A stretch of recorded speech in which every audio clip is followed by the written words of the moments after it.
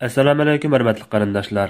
Bugun sizlarga 2015-yili Hurriyet nashriyati tomonidan nashr qilingan yozuvchimiz Sadoyining O'sinish nomli kitobini turishtirmoqchimiz.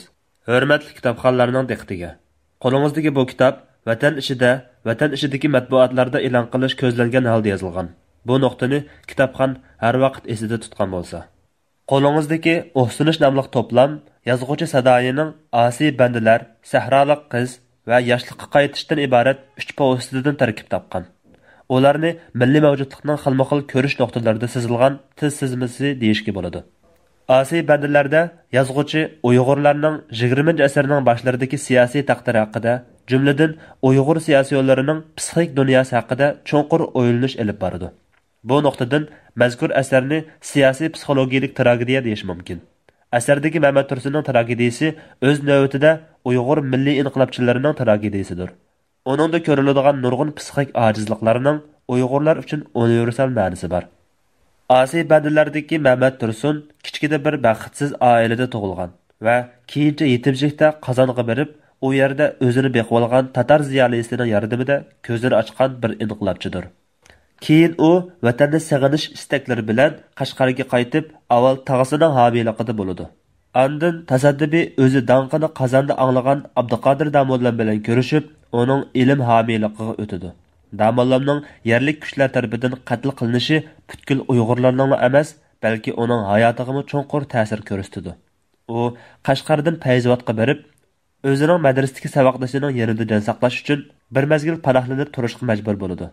Fayzobodda u yerliklar bilan birlashib, hukumatga qarshi qurolli qarshilik ko'rsatmoqchi bo'lganda, intizomsizlik, shuhratparastlik, xamlik, qo'rqinchoqlik, soddalik va salochilik sababidan mag'lub bo'ladi. Natijada u jinini ming taslikda elib, sobiq Sovet ittifoqiga qochib chiqib ketmoqchi bo'lib, Atushning Qirg'izistonga yaqin Joypatcham degan yeriga bordi. Mehmet Tursunning teg-tegdan elib aytganda, qahramonlashtirilgan qahramondir. Ya'ni u anti qahramonlik sifatiga ega shaxsdir. Uning qahramonligining ziddiyatlik nuqtasi shuki, u qahramon bo'lishga qancha uringan sari shuncha qahramonsizlashadi. Uning qahramonligining echinishli tarafi shuki, u o'zi yaratmoqchi bo'lgan qahramonlikning haqiqiy ma'nosini tushunmaydigan to'pning manfaati uchun qahramonlik qiladi. Garchi uning qahramonligi amaliyotda shaxsiy nom qo'g'ilishga qanchalik berilgan bo'lishidan qat'iy nazar.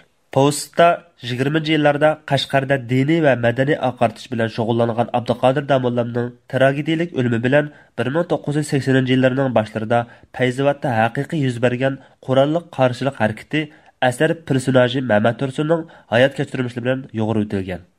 Bu orqali avtor asarning reallik tusini texmi quyuqlashtirib qolmasdan, balki yana uning zamon boshlig'ini maqsadli kengaytgan. Yana bir nuqtadan ilib aytganda, bu xil usul tarixiylikdan az-to'la hal qilgan mundaq bir sezimni ishoralaydi. Uyg'urlarning siyosiy ahvoli vaqtning iqinidan mustasno holda odamni shurkundirgidek darajada o'xshashlikqa ega. 1920-yil mag'lub bo'lgan Uyg'ur qarshiligi 1980-yildami, garchi 60 yildan ko'proq vaqt o'tganiga qaramay, o'xshash usul bilan mag'lub bo'lyapti. Dushman o'xshash bo'lganidek, mag'lubiyatni o'xshashdir. Chunki Uyg'urlarning bu kurashlar davomida ifodalayotgan psixik to'salg'ulari hali ham o'xshashdir. Yana boshqa bir nuqta, bosh qahramon Muhammad Tursunning xarakteri orqali ifodalangan milliy xarakterimiz bo'lib, Muhammad Tursun garchi bak arzu qiladigan bo'lishiga qaramay, irodasizligi, g'ururligi, izchil bo'lmasligi tufaylidan ziyolimi bo'la olmaydi. Garchi o'zi inqilobchi bo'lsa-mu, g'oya yo'lida o'zliksiz emas. Gerçi bir musulmonning pushtidan bo'lgan va o'zini musulmon chaqlaydigan bo'lishiga qaramay, tuzukroq musulmonni bo'la olmaydi. Qalbi illatga, past arzu-havaslarga, shaxsiy huzur, halovat tamosiga to'lgan. Ikkinchi povsit Sahroliq qiz. Ko'z oldimizga Uyg'ur mavjudligining chidog'siz darajadagi bir xilligi, yuzakiligi va zerikishlikni mundaq bayon qiladi. Bir tarafi cheksiz ketgan sho'rliqqa, yana bir tarafi ochiq oqboz to'piq taqir dalga, yana bir tarafi qaqas taqqa tutishib turadigan bu yiza namoratlik quchqida ingrayotgandek ho'ldab turadi. Odamlarning rang ro'hidan, paxshi tamlardan aplab-saplab yasalangan uylardan, yo'parmoqlari chang to'zan dastidan rangini yo'qitib, oqarib ko'rinadigan paxmoq va shalon daraxtlardan tinjiq issiq ustiga qurg'oqchilik dastidan chanqab ketgan etizlar va cho'ng muhit ta'siriga uchrab yovishib qolgan malvarallar, hatto paxshi tamlar ustida tukuni yo'rpaytib, g'ururlik bilan churqirab turgan oq quchqachlarning abdidinmi to'pichang g'arib miskinlik chiqib turadi. Bu yuzida hayot xuddi Abdur aytgandek qansiq purg'ili turgan to'xtam suvdek o'tidi. Qarg'ushdek kür yezining o'zining odamni buruqtirma qiladigan kuchini kitobxonlarga asarning birinchi quridan tartib toki oxirgi qurg'icha his qildirdi. Asar personaji Go'laysham xuddi birinchi povestdagi Muhammad Tursunga o'xshash anti qahramonlik xarakteriga ega. U rasida bo'lib dunyoga qiziqish bilan beqiyotganda, dunyo uningga garchi jafoliq bo'lsa-mu, to'limi oddiy bilinadi. Uning hayoti odamni parishon qiladigan oddiylikqa to'lgan. Uy ishlarini qilish, talada g'aybat anglash va qilish, allikimlarni yoshirin sig'inish, shaharda payzi surishni xiyol qilish va hokazolar. Go'laysham yashayotgan yezdikilarning realligi shu qadar bekinmiki, ular tashqi dunyoda bo'libmi o'z atrofida nima ishlarning yuz berayotganligini bilmaydi. Faqat tashqi hamiyat kuchlarining ta'siri sezilarli nuqtaga kelganda kishilar nimani yo'qotayotganligini xirashira his qiladi. Yezidagi so'ning kunsir avayotgan Xitoy ko'chmanlariga to'lgan shaharga tortilishi va yaqin yerda Xitoy ishchilari ishlayotgan Boruvoyning qo'llanishi yezidagilarni oz-to'la sarosimaga soladi. Lekin ular xuddi har qadamqadek salashilarning nasihati va yezidagilarning beg'amligi bilan tezli unutiladi. Beg'amlik orqali hayotning sinoqlaridan xotirjam o'tib olishga ko'nikkan bu xalq o'zining yashash boshligiga sunilayotgan qora qo'llarga intayin ojiz, bilinar-bilinmas qarshilik ko'rsatib bo'ldi qiladi. Ular atrofda yuz berayotgan ajoyib taraqqiyotlarga hech nimaga erisha olmaydi. 3-povsit yoshlikka qaytish. Uningdagi bosh personaj yoshlikdagi shav-shuvlar, hurmat va baxtlarni qayta qo'lga keltirish uchun qancha kuchigan sari uningdan shuncha ayrilib qoladi. Uning o'tmishdagi saltanatlarni asabiylarcha izlashtirilishi xuddi ba'zilarning hozirgi reallikdagi baxtsizliklaridan o'tmishga sig'inish orqali qutulmoqchi bo'lganligiga o'xshab qoladi. Kollektiv ongdagi kasallik alomatlari uningda ko'riladi. U o'tmish orqali reallikda qanmagan istaklarga, psixik darmon izlashga qancha intilgan sari o'tmish uningdan shuncha yiroqlashadi. U o'tmishdagi o'zini izlagan sari uni reallikda shuncha yutirib qo'yadi. Mazkur postni bir psixologiyalik darama deyishga bo'ladi. Sadoyining o'sha bu postlari Uyg'ur hayotining azob uqubatlarini xilma-xil ko'rish nuqtalaridan ifodalaydi. Ma'lum nuqtadan bu postlar kollektiv gumron bo'lish tarixini so'zlayotgandek bilinadi. Ammo sinchilab qarasak, aslardagi odamni parishon qiladigan mag'lublik ichida intayin so'g'uqqan va sal qarg'usiz bir haqiqat bor. Bu haqiqat bizni yengiltaklik va soddalik va'da qiladigan xatarlik umidvorlikning iziqtirishlaridan saqlaydi. U nima qilishimiz haqida so'g'uqqan bo'lishga undaydi. Qahramonlikning nima ekanligini bizga mayli biz qabul qilishni xohlaylik, xohlamaylik ochiq tarzda aytadi. Shu sabab bu postlarda Uyg'urlarning mavjud realligiga qarata cho'nqur psixik analiz, siyosiy ishora va estetik sezim bor. Uning anti qahramonlik xohishiga ega qahramonlari o'z hayotidan halqib, bir butun millatning mavjudlik krizisiga to'lgan hayotini so'zlaydi. Uningda tarixning to'pi-to'zanlari, reallikning pardasiz yuzi va kelgusining muzdek ishorasi bor. Bu asarlar Uyg'ur realligini estetik sezimchanlikda turib his qilg'uvchilar uchun ko'ngildagidek badiiy asar. Uni tarixiy nuqtadan tushunishni xohlaydiganlar uchun yaxshi darslik.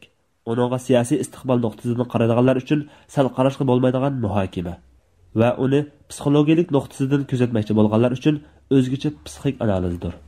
Hurmatli qarindoshlar, oxirida sizlarga Asiy bandalar nomli postning eng beshini sizlar bilan o'rtoqlashib oyoqlashtirmoqchiman.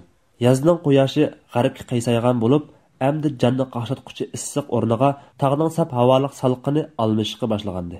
Chegara punktida ikki soqchi oddiy bir yo'lovchini aqtirib, qog'ozlarni tekshirib o'tadi. Yo'lovchi amdila burti xat tortgan, yigitlikning jushqun hislari teshiq tepib turadigan mazgildagi yosh yigit bo'lib, uchisidagi kiyim-kechaklari oddiy, ammo ratlik edi. O'zimi ashu muhitga nisbatan xali madaniy ko'rinadi.